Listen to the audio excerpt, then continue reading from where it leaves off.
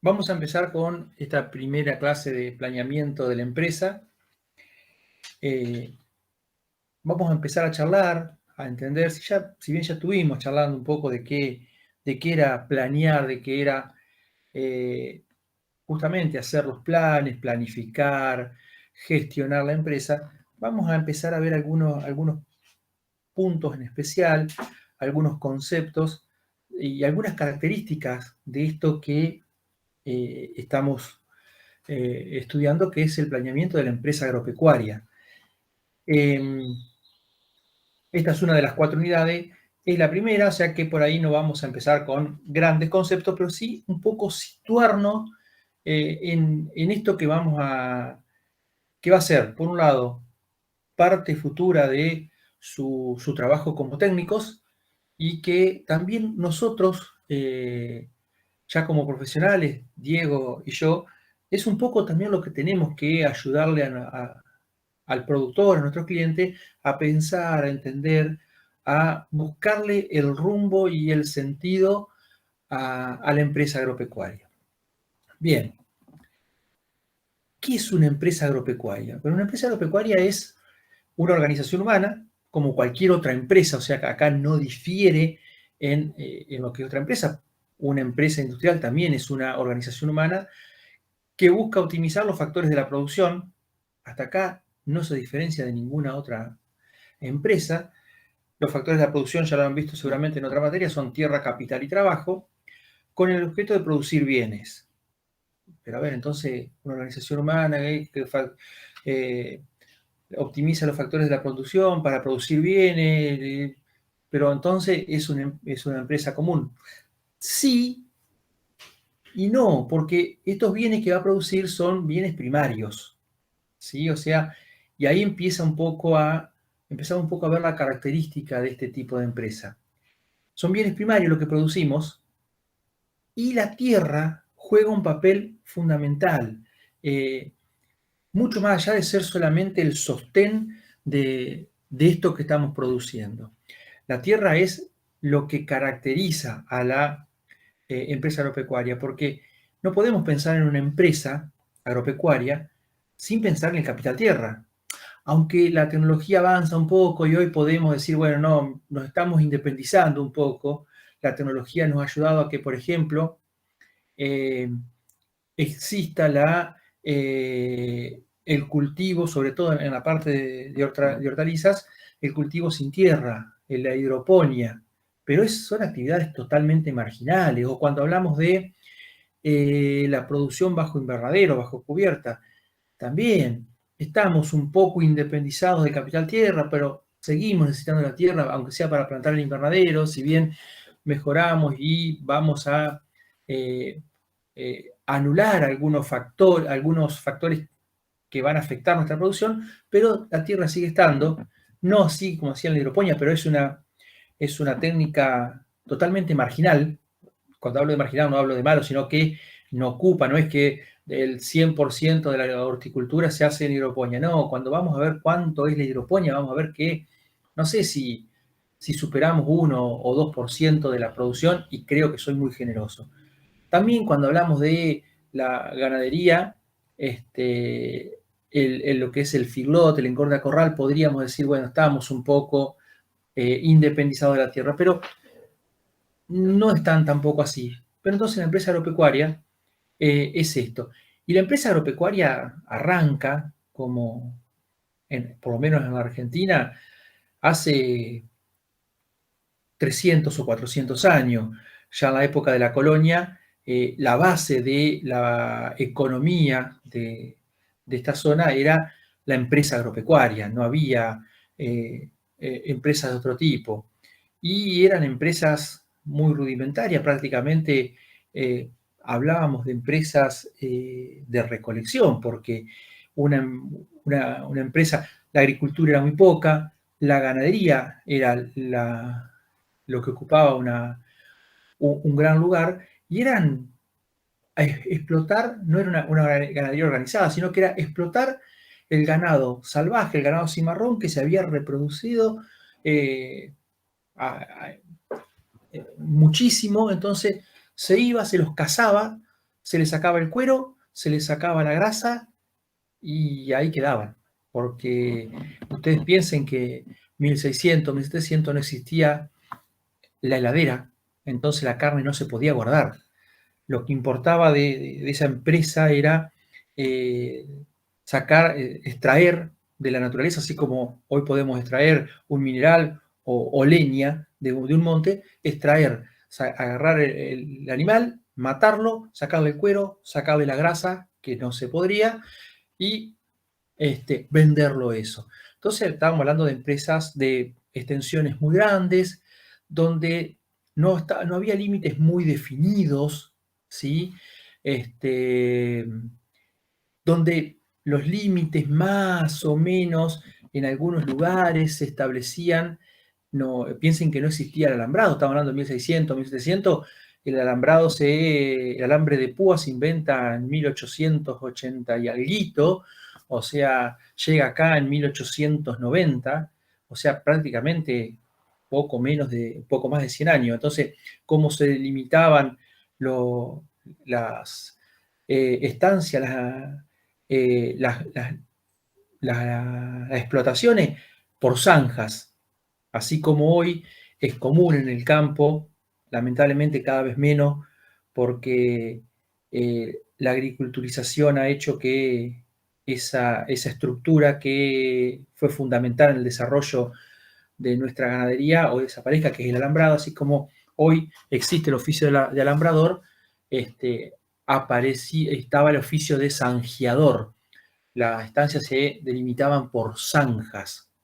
Incluso los que han leído Martín Fierro, hay una parte donde justamente habla de un inglés zanjeador, hasta un inglés zanjeador que decía que era de Inca la Perra, dice Martín Fierro, era una persona que hacía zanja para delimitar las explotaciones.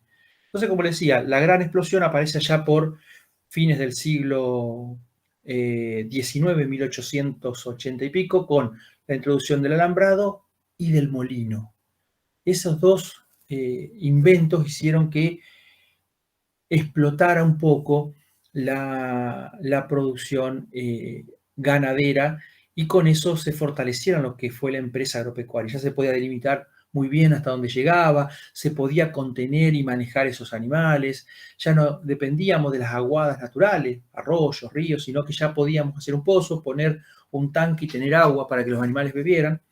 Y ni hablar de la invención del frigorífico, también principios de fines del siglo XIX, principios del XX, que ahí se pudo hacer un uso integral de, del producto de la ganadería, ¿sí?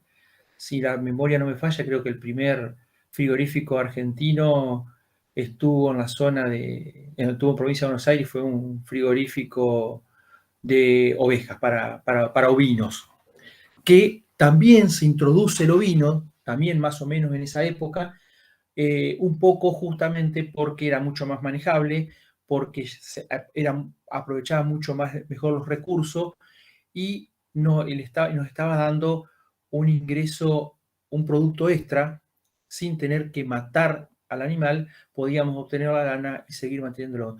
Todo esto que estamos charlando, todas estas cuestiones que pensamos que fue por azar, es producto de lo que es planificar en una empresa.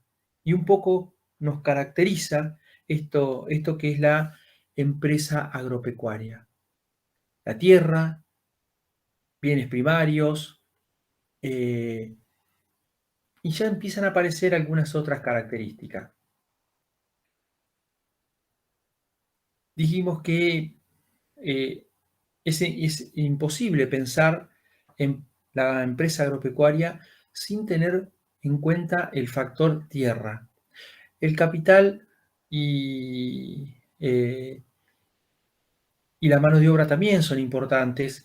Incluso la mano de obra en algún momento fue eh, intensiva, muy importante. Tenemos algunas explotaciones, algunas producciones donde todavía la mano de obra sigue siendo muy importante, la agricultura, la fruticultura, pero la tecnología ha hecho que la producción ganadera y agrícola haya avanzado, haya crecido, haya irrumpido en zonas donde antes no se hacía, mientras que ha bajado esa dependencia de mano de obra.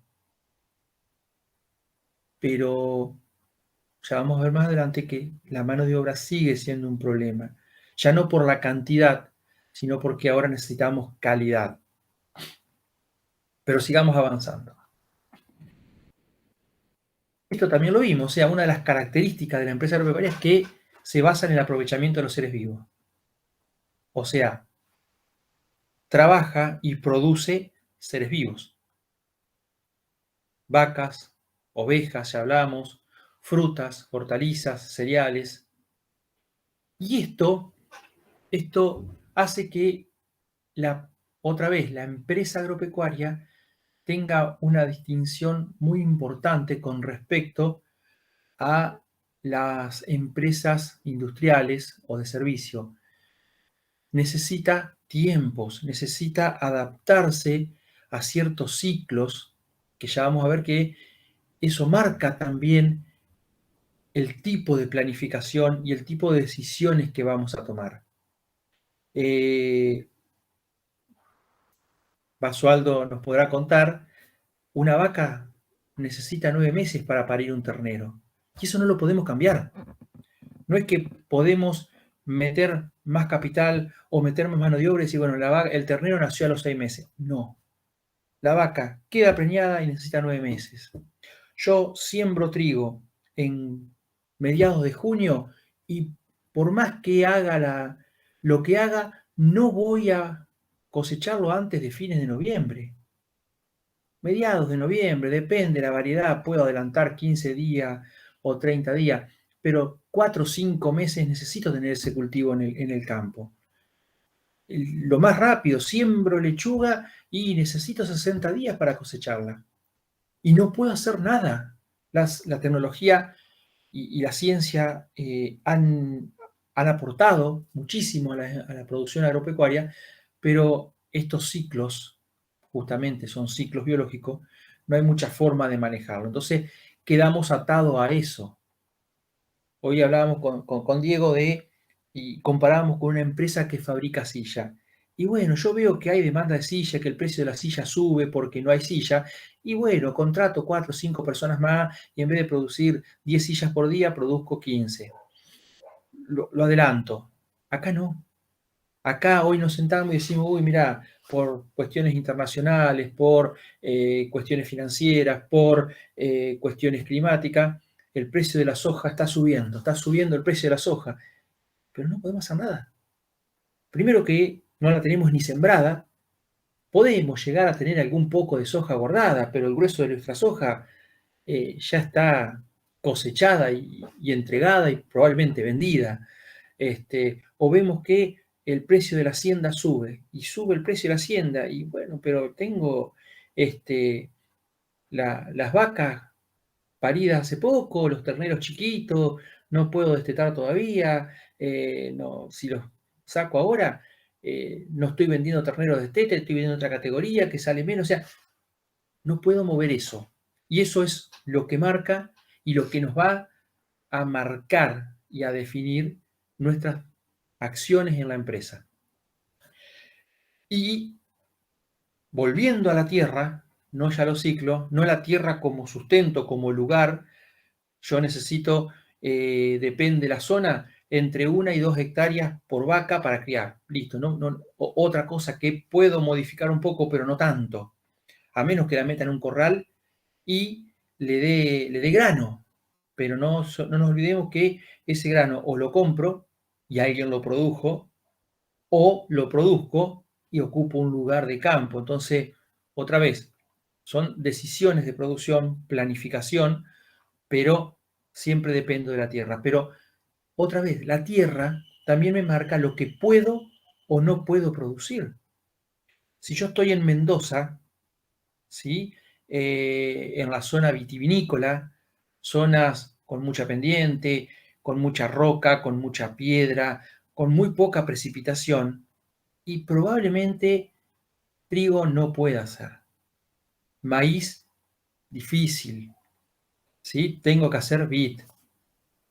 Si yo estoy en la Patagonia y mucho más que cría de ovejas, no voy a poder hacer ganadería, vacuna, salvo que esté en alguno de los valles de los 3 o 4 ríos importantes que tienen, entonces puedo hacer algo de fruta ahí muy limitado, en un territorio muy limitado. O sea, otra vez, la tierra, la ubicación geográfica, me está marcando la producción. Entonces, ¿y no puedo hacer nada? Sí.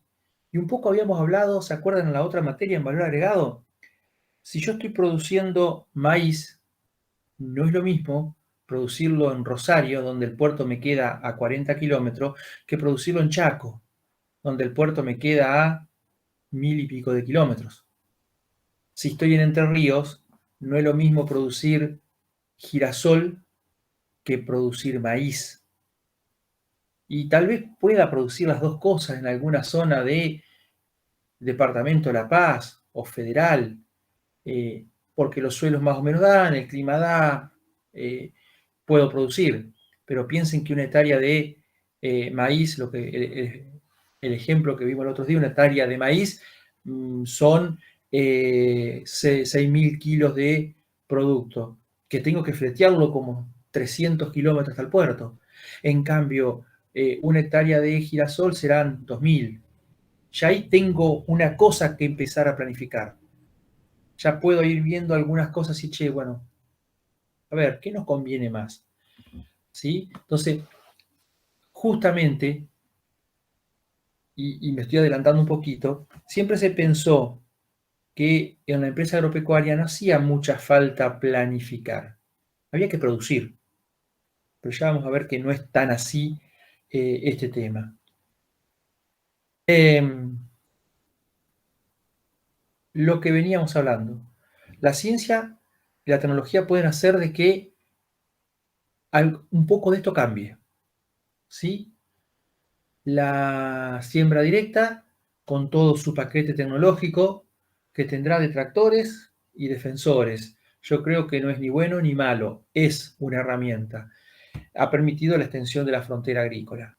Y vaya si extendió. La producción, la aparición de remedios veterinarios más eficaces y más potentes ha permitido que podamos producir algunas razas un poco más beneficiosas en lugares donde antes por garrapata o por algunas otras enfermedades no podíamos hacerlo. Las vacunas nos han permitido producir carne de vaca y poder entrar a mercados muy competitivos sin ese flagelo que era la fiebre aftosa. Entonces, la tecnología y la ciencia nos ayudan, pero siempre el clima y la tierra definen y marcan la producción agropecuaria y por ende a la empresa.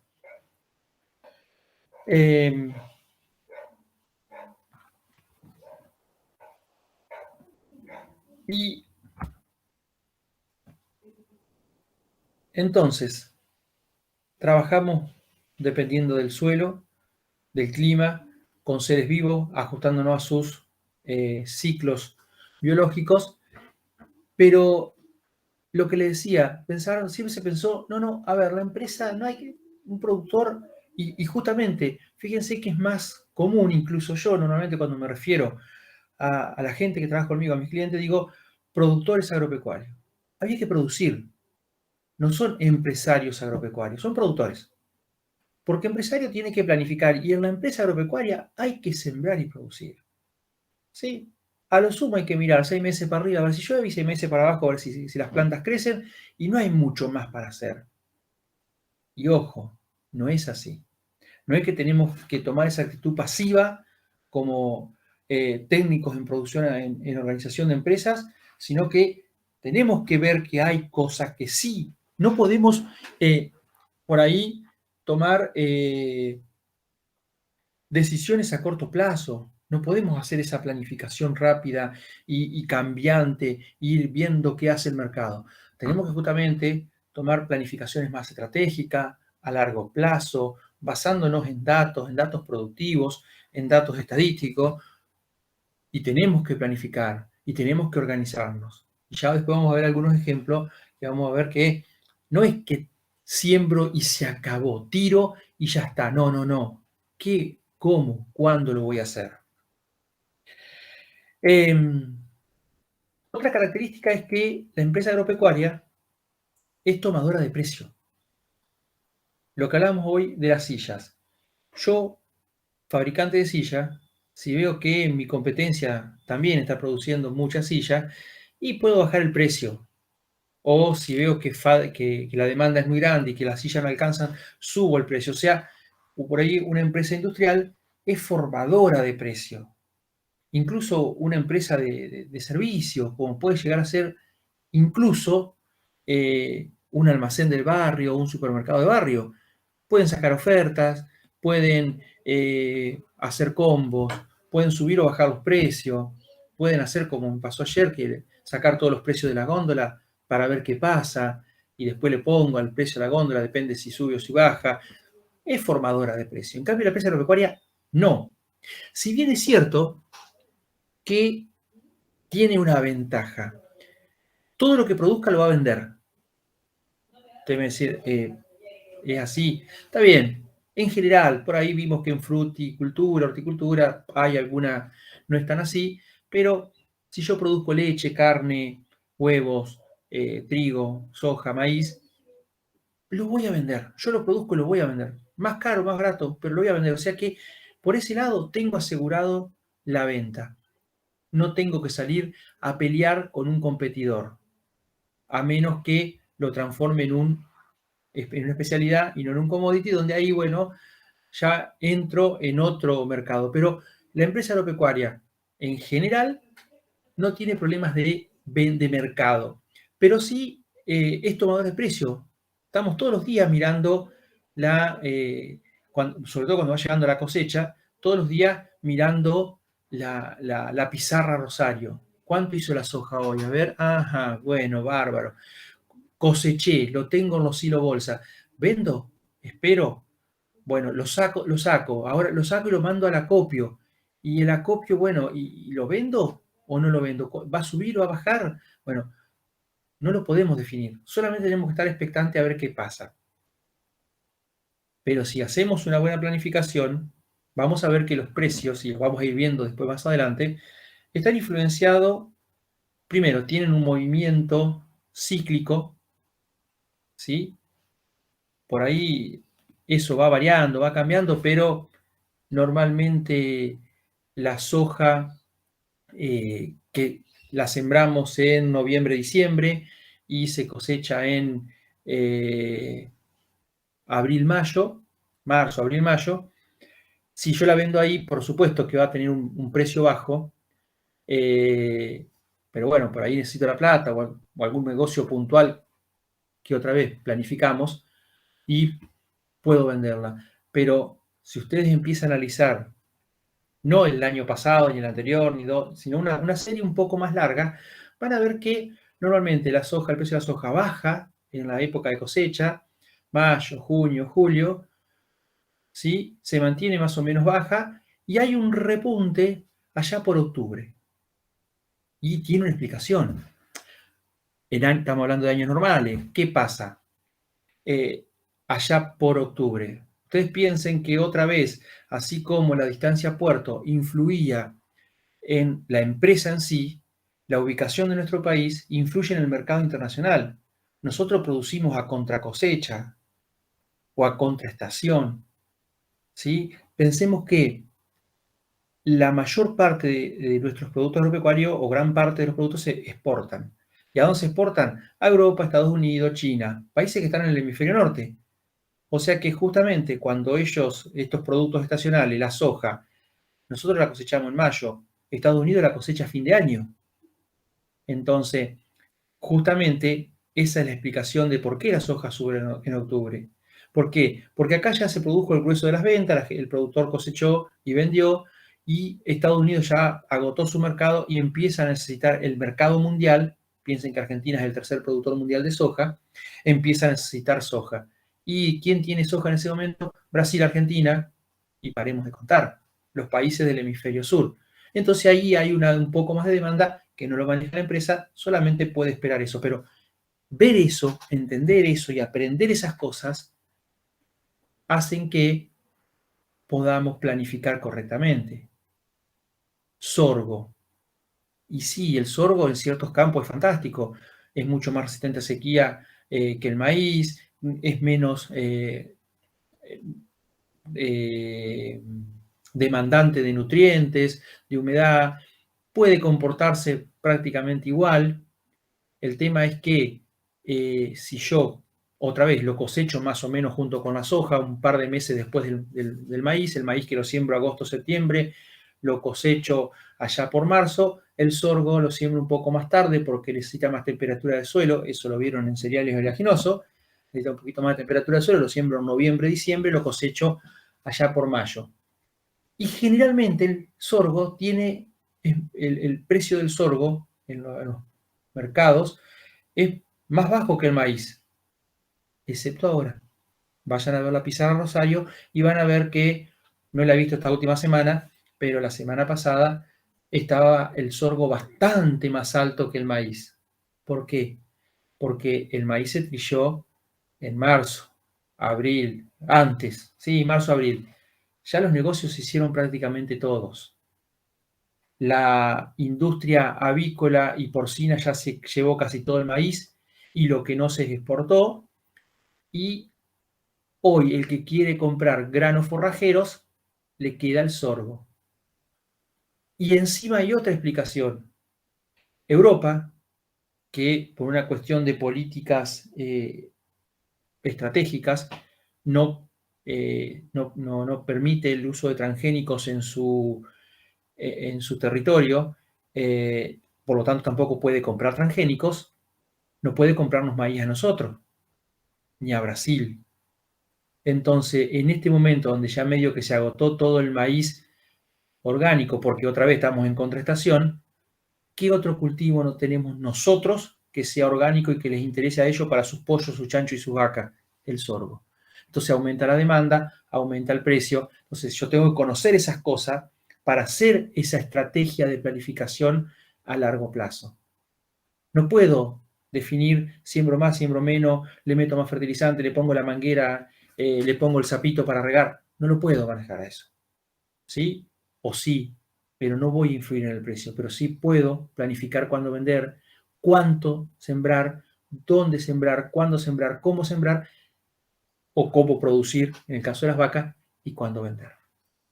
¿Sí? Entonces, el riesgo de la producción, acá tenemos dos riesgos, ya vimos de la producción, que después vamos a aprender a cuantificarlo y cómo organizarnos para que nos afecte lo menos posible a nuestra empresa.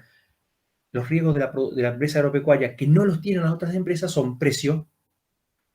Las otras empresas pueden tener problemas de mercado, de competencia, de oferta y demanda. Nosotros acá tenemos un problema de precios. No fijamos el precio, no manejamos el precio, solamente lo tomamos y el clima.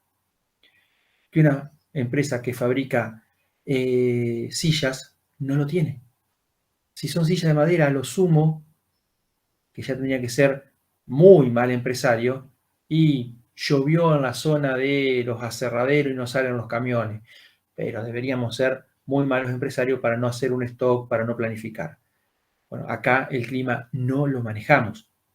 Y si bien tiene un comportamiento más o menos cíclico, otra vez los ciclos, fíjense que los ciclos marcan y atraviesan continuamente y transversalmente a toda la empresa, los ciclos de los seres vivos, los ciclos climáticos, los ciclos de precio. Tenemos que entenderlos, aprenderlos y aprenderlos a manejar. Esa es nuestra función como técnicos administradores. ¿Sí? Bien. Y esto es lo que yo les decía hoy. Por eso siempre se habló de productor agropecuario. El productor pone la semilla, cosecha el grano de trigo, lo sube a un camión y lo manda al puerto. Listo, no hace otra cosa. Tiene que enfocarse en producir, en sembrar una semilla y sacar 10. Y ya vamos a ver que sí, esto es muy importante, pero hay un montón de otras cosas que también son importantes. Entonces, esto ha calado, y tal vez esto fuera cierto en la época que hablábamos ya de las vaquerías, en 1500, 1600, donde salían a cazar vaca, había que ser eficiente. ¿Por qué? Porque había que tratar en un día de cazar la mayor cantidad de vaca para sacarles el cuero, la grasa y volvernos con la mayor cantidad de cosas, antes de que los perros nos comieran y nos estropearan los cueros, los perros cimarrones, que también había igual que las vacas, que los indios nos corrieran a flechazo y a lanzazo. Entonces, había toda una cuestión donde había que ser productores rápidos, recolectores rápidos. Hoy eso también hay que ser buenos productores, pero hay que ser empresarios. Y vamos a ver que lamentablemente, esto de ser buenos productores y malos empresarios o no ser empresario es mucho más común de lo que pensamos. Es mucho más común. Y ya vamos a ver, y ya voy a volver a retomar esto que estoy diciendo un poquito más adelante. Y cuando hablábamos de los tiempos, ustedes fíjense que por ahí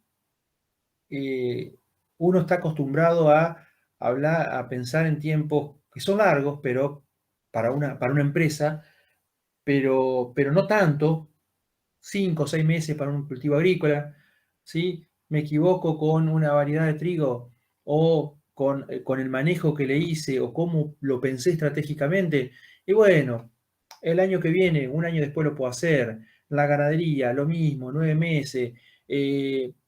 Entoré mal, el toro que elegí no me está dando las características de animal que yo quiero. Bueno, no importa.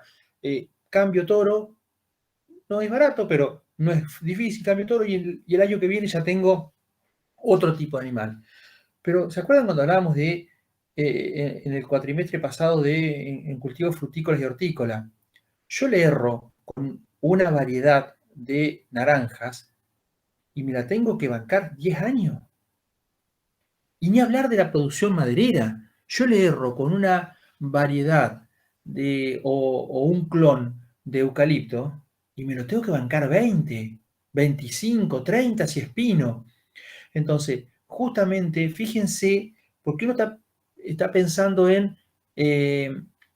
en producciones relativamente cortas, que es el común, el grueso, en horticultura, y bueno, un repollo, que serían de los cultivos, un tomate, un pimiento, de los cultivos más largos, 6 meses, pero una lechuga, 2 meses, bueno, me equivoqué con la variedad, esa variedad no le gusta, cambio de variedad, y entonces a lo sumo, en 2 meses tengo nuevo y distinto, pero yo me equivoco en producción forestal, me equivoco en producción de fruta, me equivoco en una manzana, me equivoco en una variedad de durazno.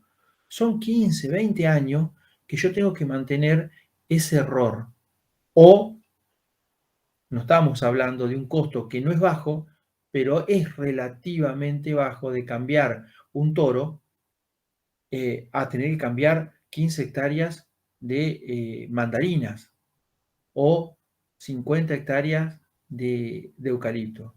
Entonces, hay que estar, hay que pensar, hay que saber, aprender y estar muy empapado para tomar esas decisiones y justamente dar el mejor consejo. Bueno, vamos a avanzar un poquito más. Esto es un poco lo que veníamos diciendo, o sea, en cuanto a los fines y al funcionamiento económico, una empresa es como cualquier otra. Tenemos que dejar de pensar de que solamente nos importan los índices productivos en una empresa y no nos importan los índices financieros y económicos, ¿sí? Fíjense, si yo acá, producción física, resultados económicos, normalmente cuando pensamos en productores, pensamos en esto. Entonces, si yo tengo más trigo, voy a ganar más plata. Si yo tengo más terneros, voy a ganar más plata. ¿Eh? Fíjense que se caracteriza, y es un error muy común, inclusive los grupos de productores, eh, algunos más, otros menos, estoy hablando de grupos CREA, inclusive de los grupos de extensión del INTA, de la facultad, siempre hacen hincapié acá. Hay que poner la fertilización estratégica de esta forma, la fecha de siembra, la variedad, el control de maleza, hay que el 80% de destete, el 70%, el 80% de preñez, 75%. Siempre están de este lado de la empresa, de este lado. Vamos a la parte productiva. No hay que olvidarse de eso, porque es cierto. Si yo logro un 80% de destete y estoy muy bien frente al 50% que tiene la provincia de Entre Ríos.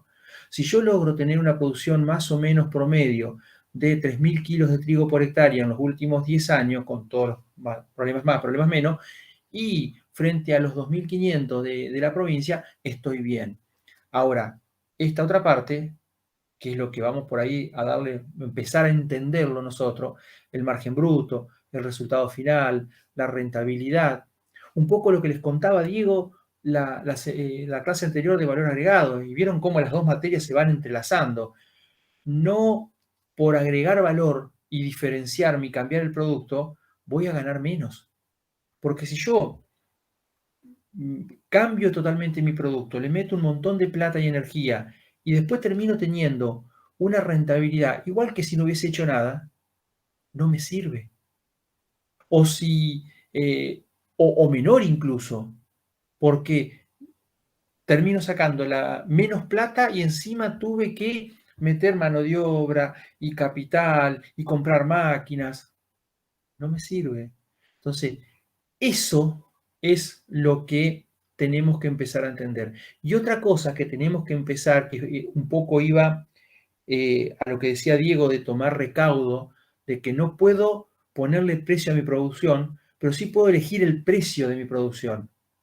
Son dos cosas distintas, ¿sí? Porque si ustedes hoy entran al MADVA o al ROFEX, que son dos mercados que eh, que hoy están unificados, pero que para que entiendan y no adelantarme a la unidad, son mercados que nos ofrecen pagarnos nuestra producción de soja de mayo a cierto precio. Nos dicen, bueno, mira, yo te ofrezco tu soja que vos vas a que todavía ni la plantaste, pero que la vas a cosechar en mayo del año que viene, yo te oferto pagarla a tanto o a tanto. Y ustedes van a empezar a ver que hay toda una serie de precios de más bajo a más alto. Y usted mira, pero eso es gratis. No, no es gratis.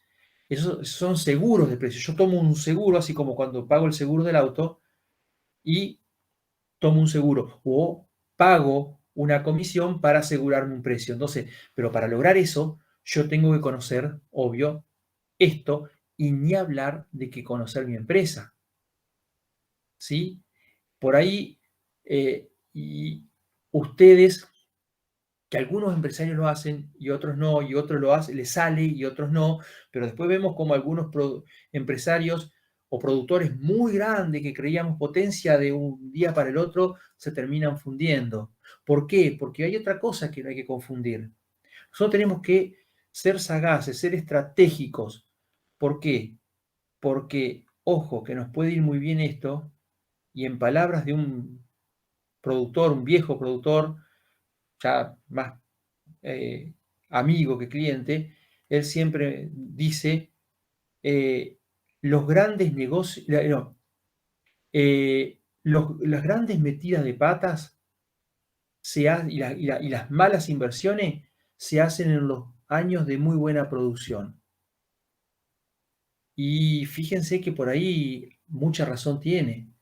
Él dice, vos tenés que salir a invertir cuando no te va tan bien, porque entonces sabés hasta dónde podés.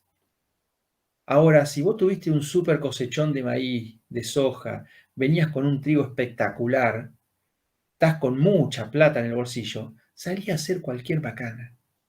Y creo que justamente, ¿por qué? Porque siempre han sido productores y se han olvidado de esto y se han olvidado de esto y se han olvidado que no son solamente productores, sino empresarios.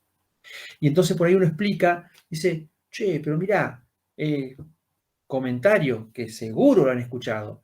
Mirá, tal paga un bolazo de arrendo siembra como 10.000 hectáreas y claro, sale a romper el mercado pago porque nosotros lo estamos viendo solamente desde este lado y no estamos viendo esta otra parte.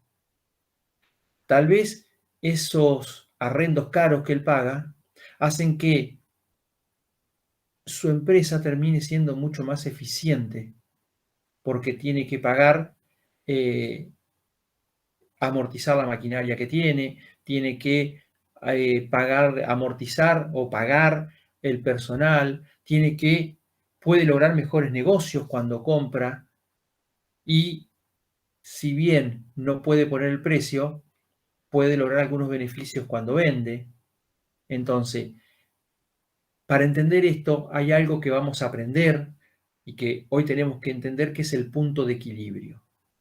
El punto de equilibrio, y que lo necesitamos conocer para saber cómo funciona nuestra empresa y qué es lo que tengo que tocar y qué es lo que tengo que manejar. El punto de equilibrio es cuando la producción, o sea, es el punto donde los egresos, los gastos son iguales a los ingresos. Por ahí en algunas revistas especializadas, como la revista Chakra o algunas revistas que hacen análisis, cuando hablan de cultivos, hablan de rendimiento de indiferencia. Le dicen, y lo habrán escuchado a los analistas por ahí, hoy analistas económicos, cuando hablan de la producción agropecuaria, dicen, no, porque hoy necesitamos sacar 2.500 kilos de soja para salir derecho. Bueno, ese es el punto de equilibrio. Mi empresa necesita que mi soja rinda 2.500 kilos, tomando el precio de mercado, para que yo no pierda ni gane. Si rinde menos de 2.500, pierdo plata. Si rinde más de 2.500, gano. Ahora, eso es una mirada muy pasiva, porque yo digo, bueno, tengo mi empresa, tengo la soja y tengo el precio del mercado. Pero ojo, yo puedo hacer que esta parte de la ecuación, que son los costos, bajen, que ya vamos a ver cómo podemos lograrlo, y que esta parte de mi producción, que son los ingresos, suba. Si esto sube y esto baja, mi rendimiento de indiferencia o punto de equilibrio va a ser más bajo. Si yo me compro una sembradora de 25 surcos para sembrar 100 hectáreas y estoy teniendo un costo muy alto frente a un ingreso va a ser bajo, o sea, mi rendimiento de indiferencia para pagar esa sembradora que compré carísima, y ahora empiezan a entender lo que decía mi cliente, los peores negocios se hacen en los mejores años. ¿Por qué? Porque yo saqué un cosechón, tengo plata, ¿y qué hago con la plata? Y un cambio la sembradora. Y capaz que tenía una Girardi de 7 surcos y me voy a una de 15. ¿Por qué? Porque puedo. Pero después hay que mantenerlo a eso. Y con esto, entonces, ahí es donde yo tengo que empezar a ver cuál es mi punto de equilibrio y cómo hago que mi punto de equilibrio se corra más hacia la parte más baja, hacia lo más bajo posible. Porque si en vez de 2.500, yo por el tamaño de mi empresa, que, a ver, es cierto que cuando los analistas lo hacen, están trabajando sobre una empresa promedio. Tal vez yo no tengo mano de obra porque es mano de obra familiar, tal vez me manejo con herramientas chicas y pago arrendos bajos, entonces probablemente yo con 1.700, 1.800 esté hecho y no tenga que llegar a los 2.500 que me dicen, pero eso es lo que vamos a aprender acá, a calcular esas cosas para poder decidir, ¿compro? ¿Vendo? ¿Cuándo? ¿A qué precio? ¿Siembro? ¿Qué siembro? ¿Cuánto siembro? Tengo 100 hectáreas, tengo 1.000 hectáreas. ¿Cómo distribuyo las 1.000 hectáreas? Vamos a una explotación típica y normal de acá de la zona en agricultura. Trigo, soja, maíz. Trigo, soja, soja de primera, maíz. ¿Cómo reparto esos tres cultivos? ¿De qué forma? ¿A qué le doy más importancia? ¿A qué le doy menos? Fíjense que el otro día estaba hablando con uno de mis clientes, estos que estoy asesorando, y me decían, che, no, porque, ¿viste el preciazo que tiene el maíz? Ya fuimos y compramos un montón de bolsas. Le digo, ¿pero por qué hiciste eso? ¿No habíamos quedado que ibas a sembrar tantas hectáreas? No, pero el precio que tiene, no, escúchame. Aparte dicen que va a venir bien el tiempo. Error. si vos planificaste, si lo charlamos durante un montón de tiempo y vimos que en nuestra ecuación económica lo mejor era sembrar tantas hectáreas de maíz. ¿Por qué? Porque si ya agrandamos, tenemos que entrar a sembrar campos que no son tan buenos para maíz. Tenemos que entrar a sembrar maíz en campos arrendados donde ese punto de equilibrio se me va arriba porque el arrendo no es barato. Porque si viene mal, que si algo puede fallar, dijo Tuzán, y va a fallar. Entonces, ¿por qué voy a arriesgar fuera de los límites normales que me he planteado como empresario? ¿Se va entendiendo a dónde apunta esto de la planificación? ¿Por qué? No, porque, mirá, tiene un preciazo, viene un año niño y si saco 8.000 kilos, ¿cuántas veces en tu vida sacaste 8.000 kilos de maíz? No, pero te acordás que en el año 96 sacamos 9.000 sacamos, en el año 96. Pero si vos vas los 10 últimos años, sacaste 7.000. Entonces tenés que planificar por 6.500, no por 7.000. Cuando vos haces por 6.500 y te cambia un poco la ecuación. Eso, ¿qué es? Tener en cuenta, por supuesto, esto, pero también tener en cuenta esto. Yo no puedo ponerle cualquier precio, decir no, porque o cambiar esto. Viene un año niño, va a llover.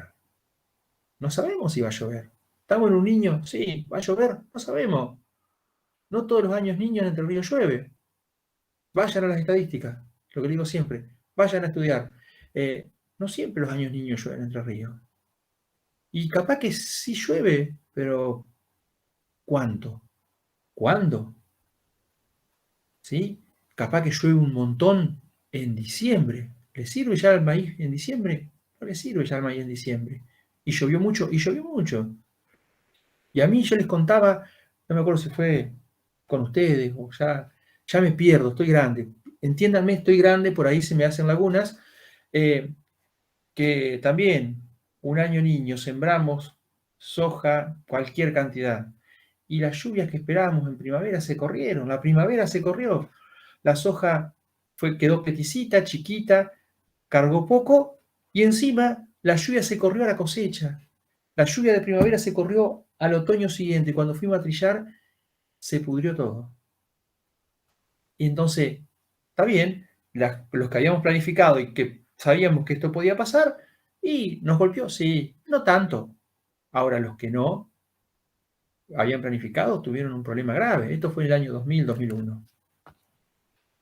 Bien, sigamos, no nos detengamos. Vamos, que ya terminamos. Entonces, estamos acostumbrados, decía, a generalmente hablar de indicadores físicos. Kilos por hectárea, gramos ganados por día. Otra vez, gramos ganados por día. No, porque mi objetivo es meterle 600 gramos por día a mis novillos. ¿A qué costo? No, le pienso dar un balanceado que le compro acá a la cooperativa, que es fantástico. Pero ¿y si no te conviene en vez de 600 ganar 300? No darle el balanceado, usar el maíz que trillaste vos, molerlo, nada más y darle eso y criarlo a pasto. No, pues yo quiero 600. Entonces yo gano 600. ¿A qué costo? Mis novillos terminan siendo más caros y el precio no lo pongo yo, por lo tanto termino perdiendo plata. En el mejor de los casos pierdo de ganar, pero puedo llegar a perder. La dosis de fertilizante. El maíz necesita 180 kilos de nitrógeno por hectárea por ciclo de cultivo. 180 kilos son más o menos 400 kilos de urea. Hoy la urea tiene, siempre los fertilizantes tienen precio dólar, aunque los fabriquemos acá en Argentina, tiene precio dólar. El dólar está alto. Vamos a sacar también un precio más alto porque también está atado al dólar. Pero 400 kilos a un maíz, ¿lo vamos a pagar? No estamos en Pergamino, estamos en Entre Ríos. Y no estamos como Basualdo en Victoria, estamos en Paraná.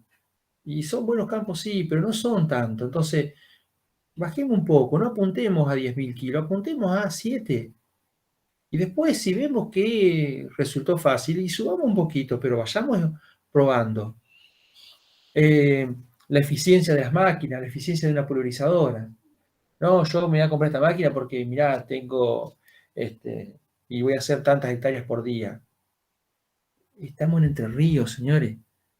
En la época de pulverización, la mitad del día hay viento, y hay viento que no podemos pulverizar. Entonces, bajemos la eficiencia, no va a ser tan eficiente, no hagamos número de compro una pulverizadora, la pago tanto, porque entonces yo puedo hacer 250 hectáreas por día por 180 días de trabajo, porque trabajo día 6 meses sí, 6 meses no, listo. Pero esos 180 días tenés días de lluvia que no vas a trabajar, días que no va a haber lluvia, pero quedó el barro de la lluvia anterior, no vas a trabajar, días que tenés viento, no vas a poder pulverizar. Hoy no vas a poder pulverizar, por ejemplo, hoy no podés pulverizar. Estoy mirando por la ventana y hay un viento importante, no podés pulverizar. Entonces, ya no es tan eficiente tu pulverizadora. Pero como tengo plata, la compré. Y no. O algo que hablábamos, no sé si otra vez, no sé si fue con usted en algún momento el tema que hablábamos de el productor que compra camiones. Empresario agropecuario compra camiones. ¿Por qué iró? Porque en la época de cosecha tengo que estar ahí esperando hasta que me manden el camión. Pero vos necesitas 4 camiones por día si estás trillando bien y tenés una producción más o menos promedio y una superficie más o menos. 4 hectáreas por día, 4 camiones por día, y vas a comprar uno. Y cuando compres uno, la empresa de camiones va a decir, no, mandale a que dejarlo para lo último a Montesino que compró camión. ¿Es chistoso? Dejarlo para lo último. También eso hay que entenderlo, porque justamente en la época de cosecha, el camión es el bien, es la figurita difícil, es el bien escaso. Entonces todos quieren camiones. Entonces yo me compré uno, me hago el vivo, porque ya tengo camión. Yo tengo camión, vamos a ver ahora, y cuando estás pillando te das cuenta que tenés la mitad del día parada la máquina porque no te mandan camiones. Pero vos tenés camión. Y después lo usás 3 meses y lo tenés 9 meses pagándole el sueldo al camionero en uno de los casos. Si en el otro tuviste 3 meses arriba del camión a uno de tus empleados o a uno de tus familiares que podría estar manejando la sembradora, la trilladora o la tolva, y lo tuviste arriba del camión, o tuviste que pagarle 9 meses donde no trabajó al camionero. Y no, bueno, no, pero no sabes qué hago, no, yo porque esos otros 9 meses voy a fletear fertilizante. Y ya estás diversificando, sin planificar. Estás haciendo, dando manotazo de ahogado, porque bueno, porque me compré un camión porque planifiqué mal, pero entonces ahora que lo tengo que usarlo, y tengo que usarlo como mandándolo a hacer flete de cosas que no entiendo y que no sé mucho y que seguramente voy a perder, o no. Pero entonces, por eso cuando yo le dije en algún momento, después lo hablamos más tranquilo, que alguien, el peor negocio, comprar un camión, un productor, peor negocio si no lo planificó. Ahora, si lo planificó y sabe exactamente lo que va a hacer con ese camión, fantástico. Eh, entonces, tenemos que seguir manejando eso, pero tenemos que empezar a manejar esto. Rentabilidad de los recursos, lo que yo le decía, ¿cuánto me rinde ¿Necesito cambiar mi trilladora? ¿Para qué? Si con la que tengo me alcanza. ¿Para qué quiero algo más grande? No, porque entonces trillo lo mío y después salgo a hacer changa. Señores, eso no es el negocio. Porque o trillo lo mío y después, cuando ya casi no queda nada, salgo a hacer changa, donde todo el mundo saliendo a hacer changa, no la pago, o en el afán de pagar la cosechadora, salgo a hacer changa y después trillo lo mío. Entonces lo mío termina siendo de mala calidad, porque se me empieza, en el caso del maíz, me empieza a llover arriba, empieza a acumular hongos, empieza a acumular micotocinas, que después no se la puedo vender a los polleros, que son los que realmente ponen la plata para el maíz, o en el caso de las hojas se me empieza a manchar, o en el caso del sorgo se me empieza a podrir, y no estoy haciendo las cosas bien. Entonces, no, pará. Si después sale una cosa extra, fantástico. Pero planifiquemos para la empresa. Entonces, ¿para qué semejante máquina?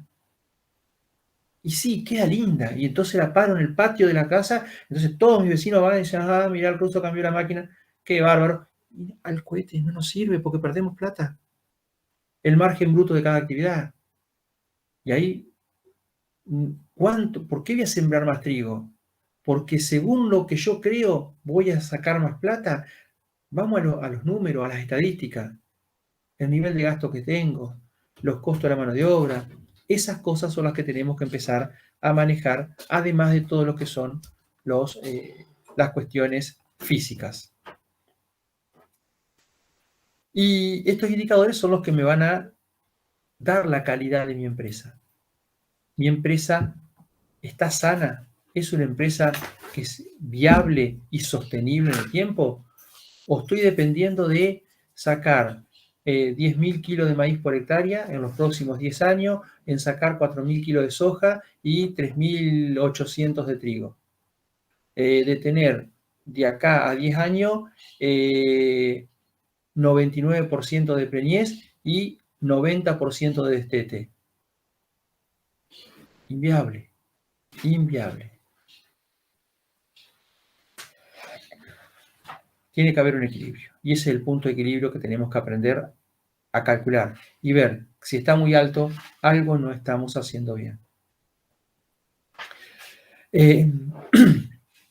Y si no lo estamos haciendo bien, ¿dónde tocamos para que eso cambie? Y bueno, la toma de decisiones, otra vez, hay que ser sagaz, hay que ser estratégico, hay que planificar a largo plazo. Piensen que una decisión mal tomada hoy la vamos a revertir en el mejor de los casos dentro de un año, dentro de 2, dentro de 10, dentro de 20. Entonces, cuidado con las decisiones que tomamos. Porque todos estos son los factores que nos van a afectar a nuestra empresa. Fíjense, esto típico de las empresas agropecuarias. Esto típico de las empresas agropecuarias.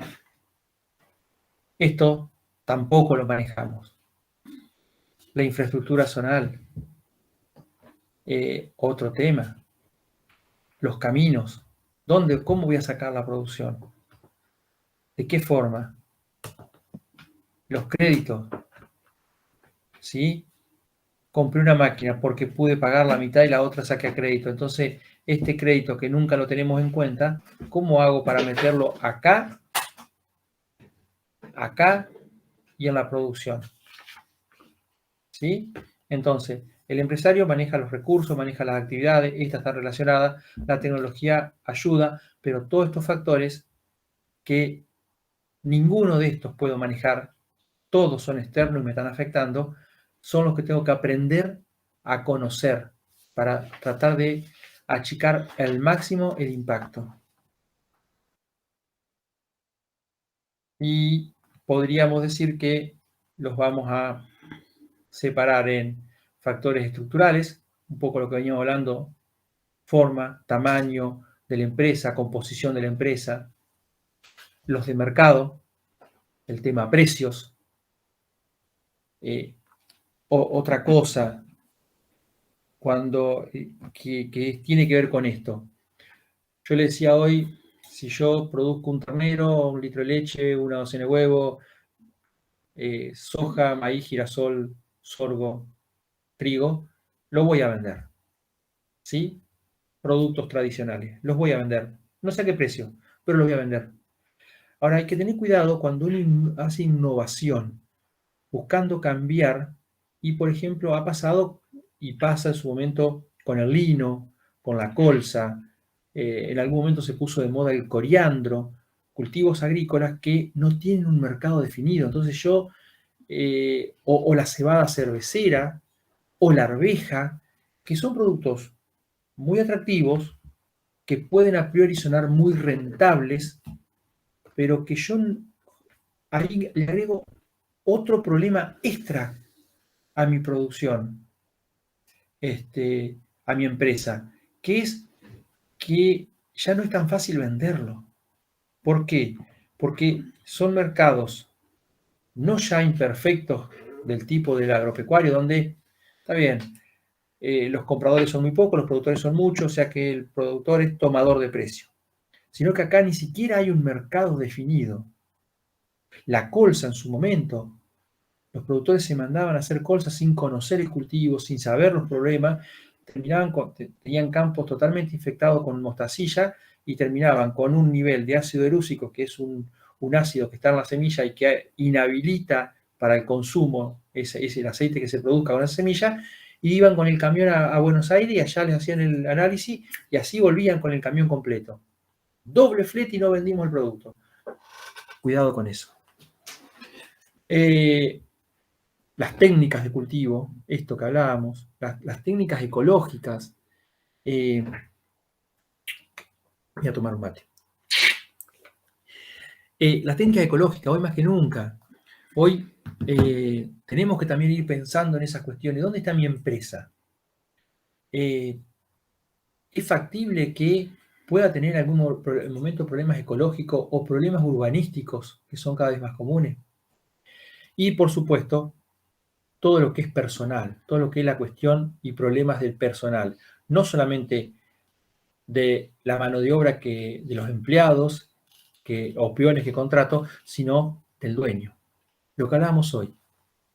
Viene el dueño y habíamos armado una planificación, habíamos pensado en algo, habíamos organizado todo, que había quedado muy prolijito, habíamos minimizado riesgo, pero viene y dice, no, vos sabés que un ofertón de maíz conseguí, y vamos, en vez de 100 hectáreas, vamos a sembrar 300. O sea, no es que 100 hectáreas vamos a sembrar 120, no, decíamos vamos a sembrar 300. Y vos decís, pero, ¿qué hablamos la semana pasada? Entonces, justamente, también del dueño de la empresa, que ojalá pudiésemos ser nosotros mismos los dueños, porque ahí nos estamos capacitando, pero muchas veces nos va a tocar trabajar con personas que han sido productores toda su vida, tal vez muy buenos productores, pero hoy se están ampliando y no saben ser empresarios. Y ahí es donde vamos a tener que nosotros ayudarlos a que aprendan y capacitar no solamente al personal, al maquinista, al sembrador, al mecánico, sino al personal empresario, al dueño. Y esto es lo que le venía diciendo. Un error muy común es tomar datos productivos o financieros del año anterior. Es decir, mirá el precio que tuvo la soja, yo voy a sembrar más soja. O mirá el precio que tiene, que va a tener el maíz, no hay maíz, no hay un preciazo, yo voy a sembrar. O el caso, miran hoy la pizarra y dice, che, viste que el sorgo está más alto que el maíz, vamos a sembrar sorgo. Pero dijimos que vamos a sembrar maíz, no. Las 200 hectáreas que íbamos a sembrar de maíz, vamos a hacerla de sorgo. Y pero eso es un problema muy común en la empresa agropecuaria. ¿Sí? Entonces, justamente tenemos que aprender y tenemos que empezar a manejarnos con series. ¿Sí? El rendimiento, no decir no porque el maíz va a rendir 8.000 kilos el año que viene. No. ¿Cuánto es el promedio de los 10 últimos años? ¿6.500? Vayan a la bolsa de cereales de Entre Ríos y fíjense cuánto es. Ellos tienen estadística. ¿Cuál es la estadística de los últimos 20 años? Y van a ver que están 6.000 kilos. Planifiquemos con eso. Pero estoy en Victoria. Planifiquemos con eso. Bueno, estamos en Victoria, también puede hacerlo por departamento, lo tiene también la bolsa. Entonces, bueno, y Victoria, y son 7.000. Entonces, ¿por qué le vas a poner 9.000? No te va a dar números, nunca.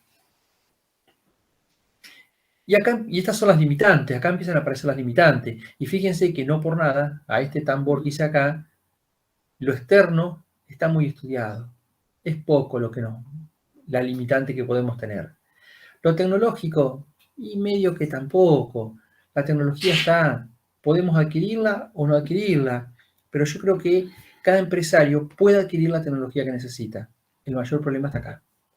Y acá es donde se nos pincha el balde y no deja que el balde se llene. El capital humano. Le decía, los factores externos, ya lo venimos hablando, no tenemos forma de manejarlo. Clima, mercados, precios, impuestos, no los podemos manejar. Los tecnológicos podemos adoptarlos, tenemos que conocerlos, tenemos que saber hasta dónde. Y cuando hablo de tecnológico, no piensen en la máquina solamente, en la máquina, en la nueva, ni siquiera la nueva variedad, nuevos cultivos. ¿Me conviene, en vez de trigo, sembrar cebada? ¿Me conviene, en vez de hacer en Federal tengo 120 hectáreas, ¿sigo haciendo vaca o empiezo a meter oveja o chivo?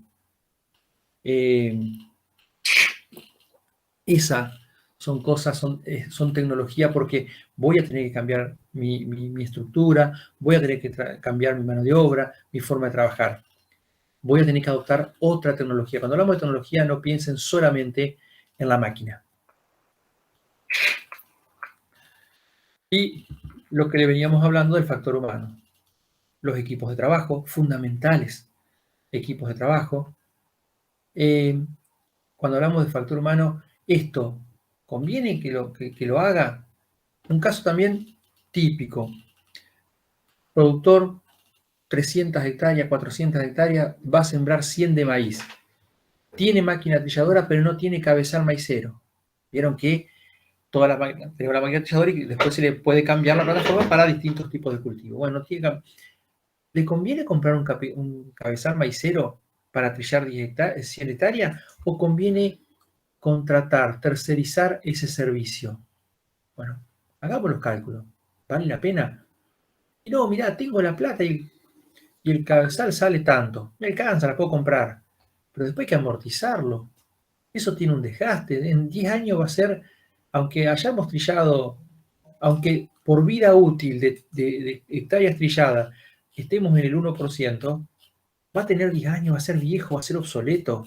O no. O 20 años va a ser obsoleto.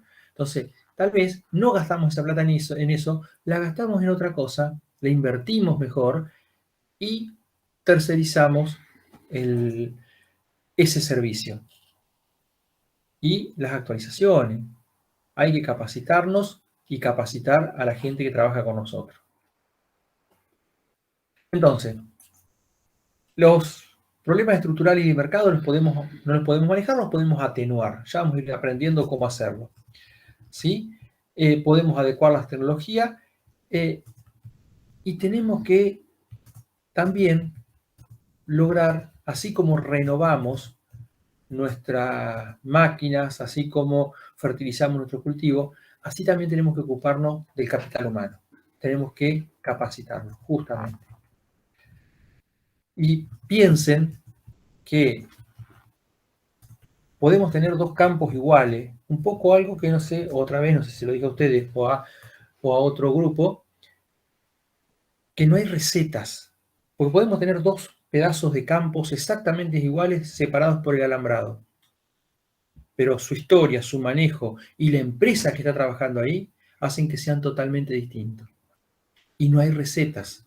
Podemos tener dos empresas idénticas, pero hay un montón de cuestiones, todas estas cosas que vimos, ya no pensemos exactamente iguales y separadas por una distancia, y vamos a tener que manejarlas totalmente distinto. Entonces, justamente en la actividad agropecuaria es otra cosa interesante y muy bonito, no hay recetas. No hay recetas. El que les quiera vender recetas los está engañando. No hay receta para controlar plagas, no hay recetas para producir, no hay recetas para fertilizar y no hay recetas para planificar y manejar una empresa.